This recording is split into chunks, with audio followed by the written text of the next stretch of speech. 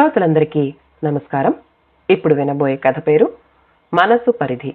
రచించిన వారు రేణుకా జలదంకి గారు. కథ విందాము. ఎన్నిసార్లు చెప్పినా నీ మాట నీదేనా అమ్మా? ఇంతసేపు నేను మాట్లాడడం వృధా. ఉంటాను, బాయ్.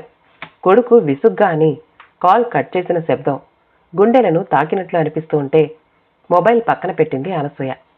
పక్క కుర్చీలో కూర్చొని అప్పటి వరకు అనసూయ వైపే చూస్తూ ఉన్న వాడల్లా ముఖం తిప్పుకున్నాడు విశ్వనాథం. వింటున్నారా? ఏంటండి వీడి పంతం? అనసూయ కోపంగా అంది.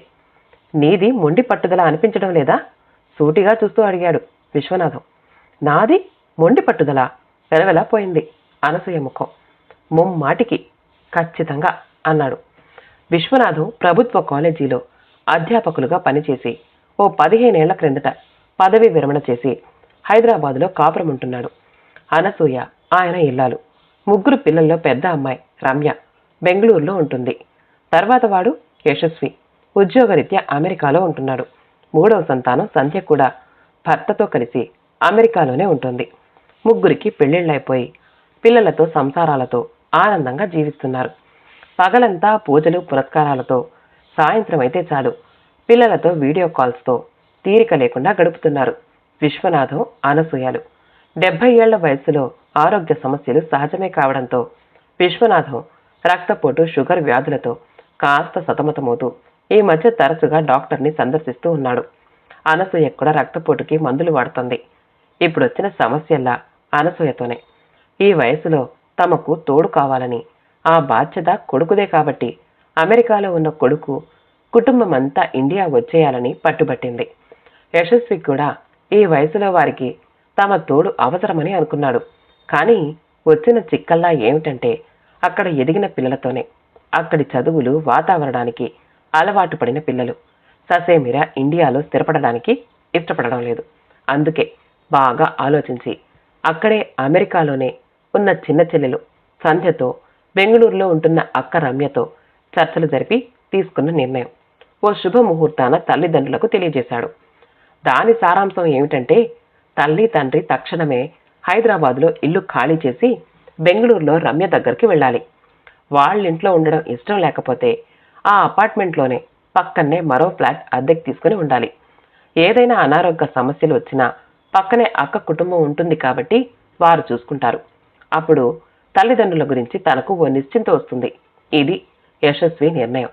కానీ కొడుకు నిర్ణయానికి ససేమిరా అంటున్న భార్యని చూసి విశ్వనాథం అయోమయంలో పడిపోయాడు. మీరెన్ని చెప్పినా నాకు అమ్మాయి దగ్గరకు వెళ్లేందుకు మనస్కరించడం లేదు. అనసూయ స్వరంలో బాధ ధ్వనించింది. తప్పేముంది చెప్పు, ఎంతమంది ఉండడం లేదు? విశ్వనాథం నచ్చజెప్పేందుకు శత విధాలా ప్రయత్నిస్తున్నాడు. అబ్బాయి ఉండగా అమ్మాయి దగ్గర ఉండడం నాకు ఏమాత్రం ఇష్టం లేదు. అనసూయ తన పట్టు విడవడం లేదు. అసలు నీ బాధ ఏమిటమ్మా చెప్పు? మేం మిమ్మల్ని సరిగ్గా చూసుకోలేము అనుకుంటున్నారా? మా మీద నమ్మకం లేదా? రమ్య ఓ రోజు తల్లికి ఫోన్ చేసి అడిగింది. అదేం కాదు, కానీ నేను ఒక్క మాట అడుగుతాను, చెప్పవే. తల్లిదండ్రుల బాధ్యత కొడుకుదే కదా, వాడు నీ మీద వదిలేయాలి అనుకోవడం ఏమైనా భావ్యంగా ఉందా చెప్పు? అనసూయ అనేసింది. కొడుకే చూసుకోవాలని అనుకోవడం ఏంటమ్మా? మమ్మల్ని కూడా మీరు చదివించారు, పెళ్లిళ్ళు చేశారు. తల్లిదండ్రుల్ని చూడవలసిన బాధ్యత మాకు కూడా ఉంది. అయినా వాడు బాధ్యత మరిచేవాడైతే ఇదంతా ఎందుకు చేస్తాడు చెప్పమ్మా? ఇక్కడ ఇల్లు తీసుకుని మీకు అయ్యే ఖర్చంతా పంపిస్తానంటున్నాడు. హైదరాబాదులో మీరు ఒంటరిగా ఉండడం ఇష్టం లేక ఇదంతా చేస్తున్నాడు. మీకు ఆరోగ్యరీత్యా ఏదైనా ఇబ్బంది ఏర్పడితే మీరిద్దరూ ఎవ్వరూ తోడు లేకుండా ఇబ్బంది పడతారని వాడి బాధ. నువ్వు ఇలా ఎందుకు ఆలోచిస్తున్నావు? మా మీద ప్రేమ ఉన్నవాడైతే నేను చెప్పినట్లుగా ఇండియా వచ్చేవాడు. అనసూయ స్వరంలో నిష్ఠూరం. ఇప్పుడు ఇండియా వచ్చేస్తే వాడి పిల్లల చదువులు, కెరీర్ అంతా పాడైపోతుంది కదమ్మా. దానికి తోడు అక్కడి వాతావరణం, చదువులకు అలవాటు పడిన పిల్లలు. ఇక్కడ చదువులకు అలవాటు పడాలంటే చిన్న పని కాదు. నువ్వు అర్థం చేసుకోవాలి. రమ్య చాలాసేపు నచ్చజెప్పి ఫోన్ పెట్టేసింది. అసలు మీ వల్ల వచ్చింది ఇదంతా. బెంగళూరు వెళ్ళడం మీకు ఇష్టం లేదని చెప్తే గత్యంతరం లేక వచ్చేవాడు.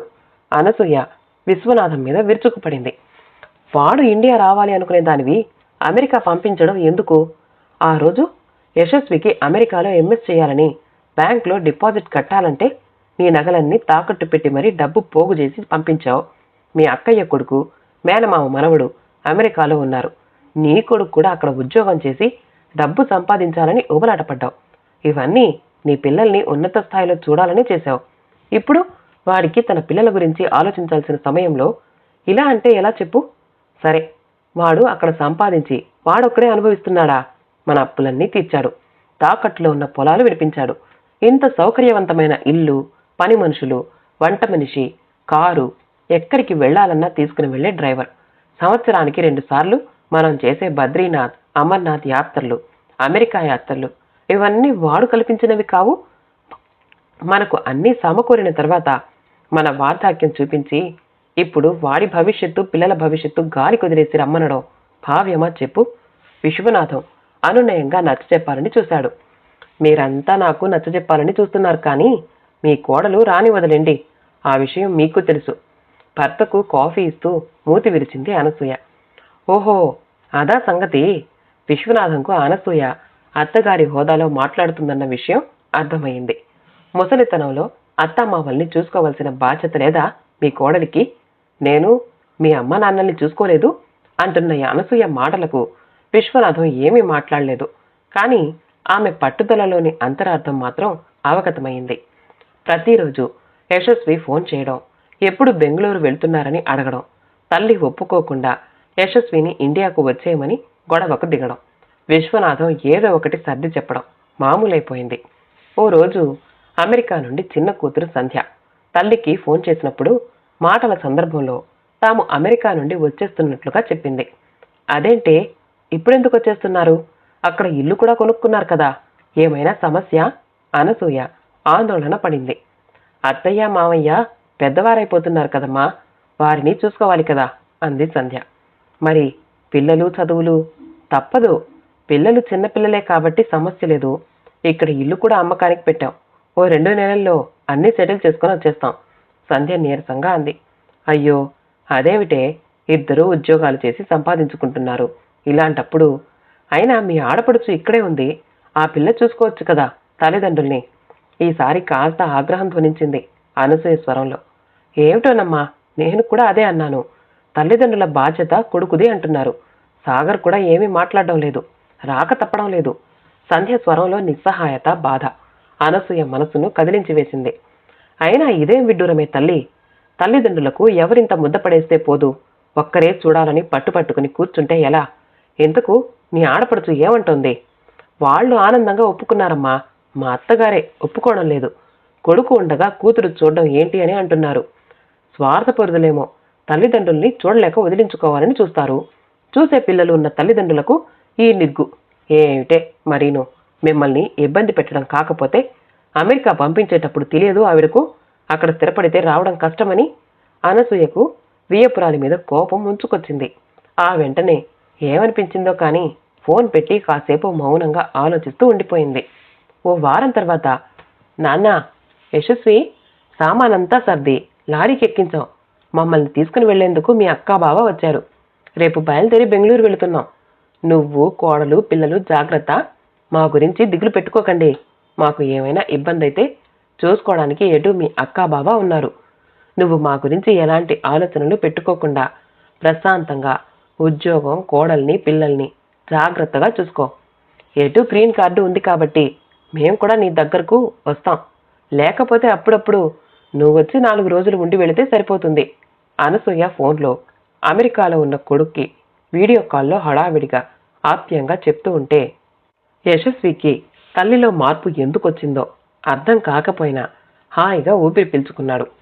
ఓ వారం రోజుల క్రితం సంధ్య తల్లితో ఫోన్లో మాట్లాడిన తర్వాత సంధ్య ఫోన్ కట్ చేసి వెనక్కి తిరిగిన సంధ్యకు తన వైపే అయోమయంగా చూస్తున్న భర్త కనిపించాడు. ఒక్క క్షణం ఏం చెప్పాలో అర్థం కాకపోయినా ఆ మరుక్షణమే నవ్వేసింది. ఏంటిదంతా? మనం ఇండియా వెళ్తున్నామా? సాగర్లో ఇంకా అయోమయం వీడనే లేదు. అవును, ఎందుకు? ఎందుకంటే ఇప్పుడు కాకపోయినా మరి కొన్నేళ్లైన తర్వాత అయినా అత్తయ్య, మావయ్య మా అమ్మ నాన్నలాగే బాధపడతారు కాబట్టి. ఇప్పుడు మన పిల్లలు చిన్నవారు, ఇంకా చదువులో పడలేదు. ఇక్కడ జీవితానికి, స్వేచ్ఛకు కూడా బందీలు కాలేదు. అందువల్ల మనం ఇప్పుడు వెళ్ళిపోవడమే కరెక్ట్.